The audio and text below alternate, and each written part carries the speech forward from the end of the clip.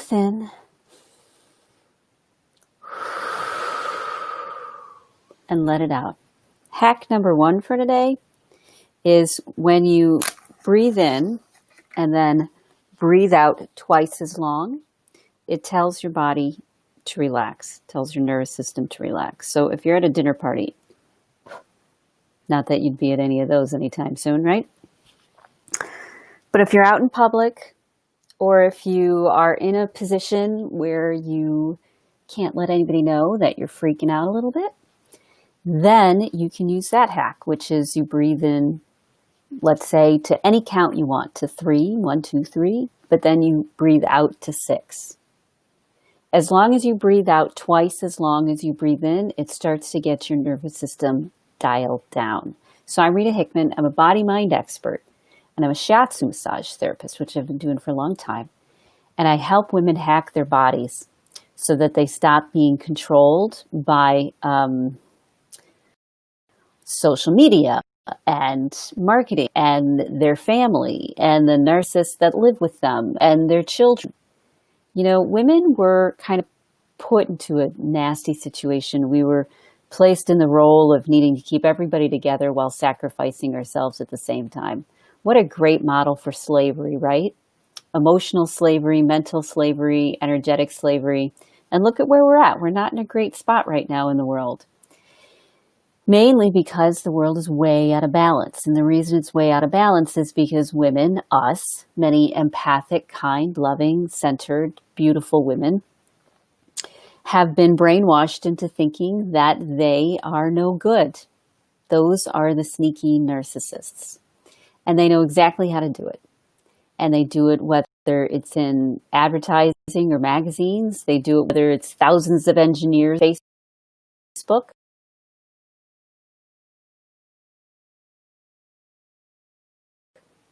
Welcome, Facebook. You know, hacking how you think, how you feel, in order to get you is usually to spend money.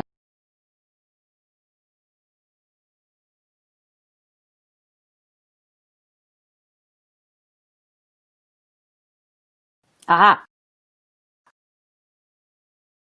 I'm back. I got out first. So, you know, narcissists at home or in your own job or in family do exactly the thing. Thinking about is, what do I need? What do I want? How do I get what I want? How do I get what I need?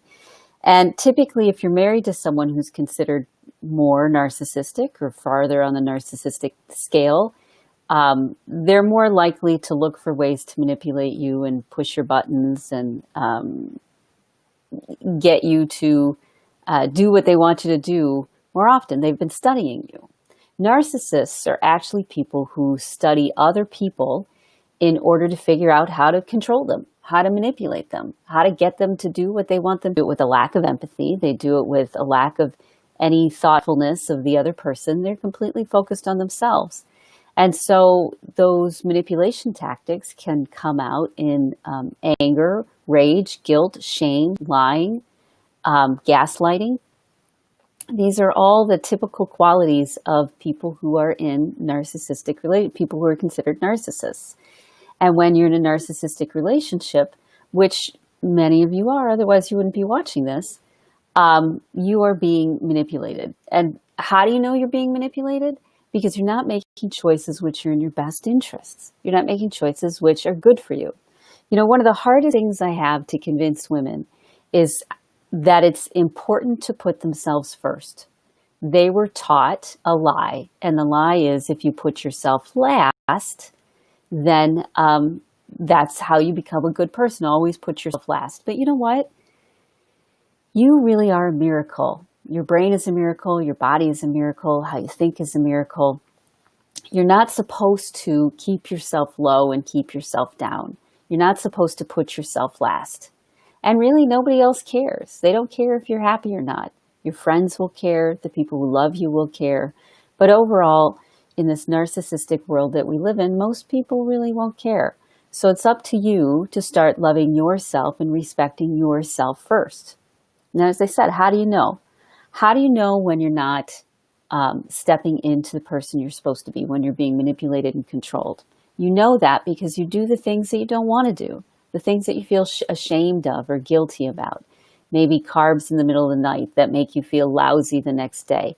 Maybe if you were like me, you just didn't eat all day. You just worked and worked and worked and worked and worked and did what you needed to get done and check mark things off the list. And intellectually you felt like, but physically you felt run down and overwhelmed, and your weaknesses would come up.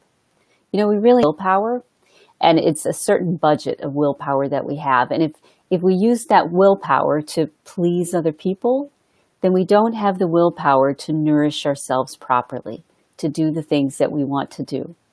So one of the biggest conversations I have with a lot of women is how to stop giving our power or our ideas about what life should look like, because that won't help us. To start trusting yourself, trusting that if you take care of yourself, you're going to start moving.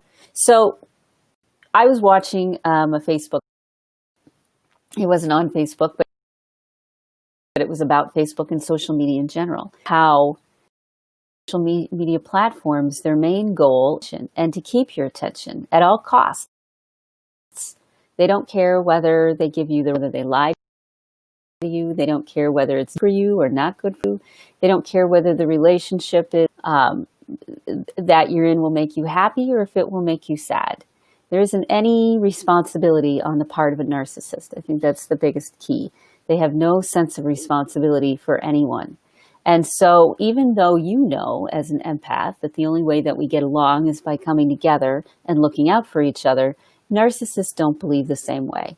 And we've given them the power over time to be that way, to call the shots, to take control. And we've closed our eyes and just focused on what we were told was a good person.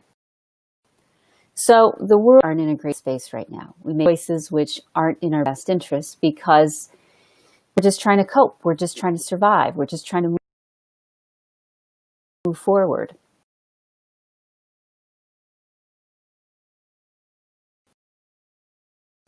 And so those choices make how we look, we feel, keeping a budget, or spending wisely. It gives us trouble with being healthy.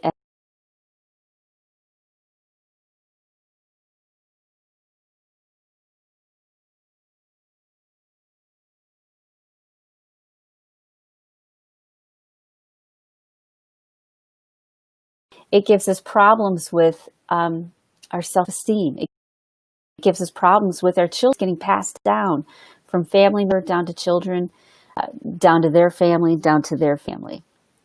How do you take this power back? How do you take it back? Well, the one thing that no one talks about is the body. The body is our enemy. The body, this is how people like to make us think. The body is our enemy. We just can't lose that weight. The body is our enemy. We just crave carbs. The body is our enemy. It's always so tired. We need to fill it with stimulants, and we need to fill it with things, ignore what's really going on. It's sick. We need to fight it. We need to keep it down. We need to keep our immune system suppressed, under control. We are attacking ourselves. Code of things we do is we attack ourselves because we believe that that's the way that it should be. But it's not. Attacking yourself is not the right way to go. Is when you start telling yourself, you know what, choice. Thank you for drinking that bottle of water today. Thank you for thank you for eating some vegetables today.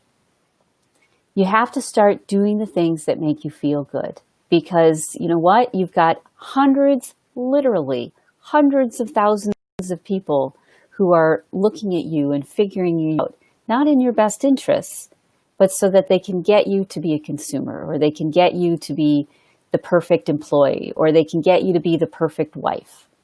You know, people around you are actually having way better relationships than you are. They're taking advantage of you. You're stepping into the role of what they want you to do, because you know, as we talked about, that we're here to look out for each other. But you need to change your thinking just a smidge. You have to realize that we don't live in an airy-fairy unicorn world where everybody is looking out for each other. It's not the Coca-Cola commercials. It's not the musicals and the show tunes, which I love. Those are important. But there's also these darker sides. And if you don't start recognizing that you are being used by people around you, then you're always going to feel like you're trapped and stuck exactly where other people want you to be. Almost like the Matrix, where you become a battery, you become something to be used. Now, I know this sounds a little bit harsh, but it's true. And it doesn't mean that people are bad. It means that they're focused on themselves. They aren't thinking beyond their own box, beyond their own needs, in order to do what's right. Now, you've been thinking beyond yourself for a long time, probably most of your life. You've been looking at how can I help? How can I serve? How can I give more? How can I be more? And that's who you are. But because we've got so many other people out there who are wanting to control everybody else, including the narcissists in your life, you end up being victimized. The first step is realizing that you're being victimized and deciding that it's time to stop. And it is. And the way you stop is by doing things that are good for you, that make you feel good, that make you feel strong, that make you feel loved, that make you feel kind, that make you feel compassionate. You know, one of the benefits of going no contact that people don't talk about is that it finally gives you a sense of peace, contact, out of the stress, right? Because you decided that you're going to give yourself a little bubble where you can breathe. You're going to give yourself a little time where you can expand and think and reflect and heal and do the things that you need to do. Right now, people like keeping you on a crazy train because if you're on a crazy train, you're easier to manipulate. That's what most people want you to do. And it's not that they're bad people. It's just that's where their focus is. That's what they're thinking. They're not thinking about what's best for you. They're not thinking about what's best for the relationship. They're reacting from a place of what do I need to do right now in order to feel in control. So it's up to you. You know, it's up to you to decide you're going to love yourself. You're going to respect yourself. You're going to take that time for yourself. You're going to give yourself the precious gift of quiet, even if you tell everyone else to go to hell.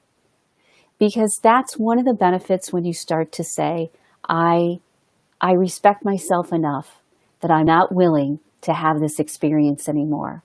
I respect myself enough to give myself some peace and some space. Okay, so let's say you do something like go no contact with your narcissist. It doesn't mean you can't change your mind. But what it does is it gives you some breathing room. It gives you a space in order to find yourself again. This is the thing that you were taught. You were taught not to have boundaries. You were taught not to respect yourself, that you would be a good person that would go to heaven and be loved and adored for all time as long as you gave up everything. That's really not how it works. That's how people who are manipulating you want you to think. People love codependents. People love them. Every job loves a codependent. Every crazy spouse loves a codependent because codependents give everything of themselves to everybody else. That's not going to work. You're going to self-destruct. You're not going to figure it out. You're not smarter or more anything. You're a human being.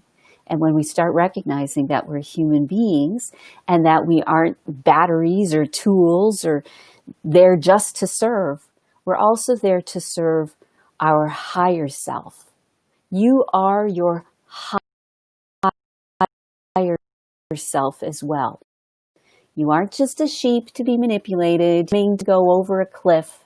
You're a higher version of yourself, and you need to tap into that part of you and have it pull you forward, pull you into the good decisions, pull you into the words you're supposed to say. And the place you're supposed to step up to.